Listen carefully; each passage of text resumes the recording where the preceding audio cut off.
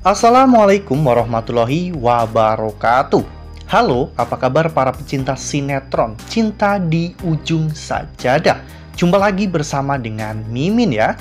Seperti biasa, Mimin akan membagikan informasi-informasi terbaru mengenai dari alur cerita sinetron Cinta di Ujung Sajadah, yang tentunya semakin hari semakin seru, semakin greget, dan membuat kita semua penasaran. Di video kali ini, Mimin akan menceritakan tentang sinopsis dari alur cerita sinetron Cinta di Ujung Sajadah untuk episode nanti malam, di mana di episode nanti malam kita akan menyaksikan bagaimana nantinya Rindu yang sangat khawatir karena Adi tiba-tiba menghilang.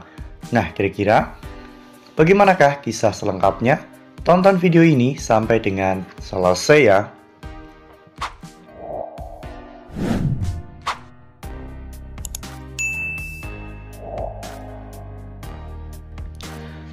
Seperti yang telah kita ketahui bahwa di episode sebelumnya, kita semua telah sama-sama menyaksikan bagaimana saat itu Denny yang telah berhasil untuk mengeluarkan salah satu musuh terbesar Adi di penjara yang bernama Bimo ya kawan-kawan. Saat itu sempat terjadi slack antara Denny dan juga Bimo karena Bimo yang tidak bisa diatur. Namun akhirnya Denny berhasil untuk mengembalikan keadaan ya kawan-kawan, di mana Denny mengatakan kepada Bimo bahwa dirinya lah yang telah membantu Bimo untuk keluar dari penjara dengan pengacara yang Denny kirim dan alasan yang tidak masuk akal yang pengacara Denny lakukan demi untuk bisa mengeluarkan Bimo dari permasalahan yang menjerat dirinya. Oleh karena hal itu, Denny menyuruh Bimo untuk menuruti semua keinginannya. Mengetahui bahwa Denny memiliki musuh yang sama dengan dirinya, yaitu Adi, Bimo pun mau untuk mengikuti keinginan dari Denny. Saat itu Bimo meminta Denny untuk mengantarkannya kepada Adi.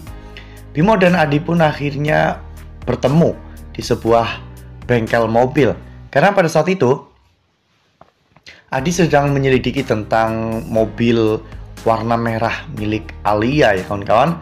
Bimo datang dan menyapa Adi. Saat itu Bimo mengatakan bahwa enak sekali hidup kamu sekarang ya. Adi pun terkejut melihat Bimo yang sudah keluar dari penjara. Adi bertanya bagaimana Bimo bisa keluar dari penjara. Namun pada saat itu Bimo malah justru langsung menyerang Adi ya kawan-kawan. Adi sempat melawan dan memberikan beberapa pukulan, namun pada akhirnya Adi terpojok dan akhirnya dipukul sampai tak sadarkan diri. Bimo pun saat itu memasukkan Adi ke dalam bagasi mobil. Sementara itu di sisi lain, Rindu saat itu merasa ada yang aneh ya kawan-kawan, karena Adi sudah berjanji akan membantu dirinya. Namun tiba-tiba Adi malah menghilang dari pesantren. Rindu mencoba untuk menelpon Adi, namun tidak ada jawaban. Adi yang pada saat itu tidak mau Rindu khawatir. Adi malah justru tidak mau menjawab telepon dari Rindu ya kawan-kawan. Namun hal itu justru malah membuat Rindu menjadi semakin khawatir, karena Rindu berpikir bahwa Adi saat ini sedang celaka. Nah, sebelum lanjut di video kali ini, Mimin sarankan agar teman-teman menekan tombol subscribe dan juga nyalakan lonceng notifikasinya agar teman-teman semua tidak ketinggalan informasi-informasi terbaru dari Mimin ya. Karena setiap hari Mimin akan membagikan informasi-informasi terbaru mengenai alur cerita sinetron Cinta di Ujung Sajadah. Mimin juga menyarankan agar teman-teman semua menonton video ini sampai dengan selesai agar tidak terjadi kesalahpahaman di antara kita.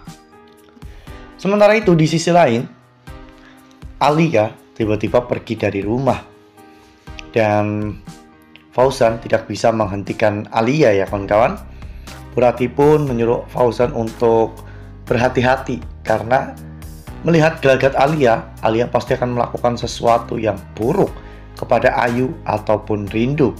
Ya, sekarang Bu Rati sudah lebih memperhatikan Ayu dan juga Rindu daripada Alia. Karena Bu Rati tahu bahwa Alia adalah seorang psycho ya kawan-kawan, dimana Alia akan rela melakukan apapun demi untuk bisa menyingkirkan Rindu dan juga Ayu dari kehidupan Fauzan.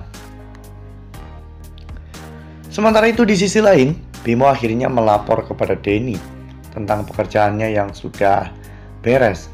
Denny pun terlihat begitu sangat senang ya kawan-kawan mendapatkan laporan dari Bimo. Denny mengatakan bahwa Bimo memang bisa diandalkan, bukan cuma badannya saja yang besar, namun Bimo juga benar-benar bisa diandalkan oleh Denny karena Bimo telah berhasil untuk menangkap Adi. Denny berharap agar Adi tidak selamat dalam hal ini, agar Adi tidak kembali lagi ke pesantren dan melindungi Rindu, karena Denny adalah batu sandungan terbesar dalam hidup Denny saat ini. Sementara itu di sisi lain, Carla melihat anak buah Denny sedang memindahkan sebuah mobil ya kawan-kawan.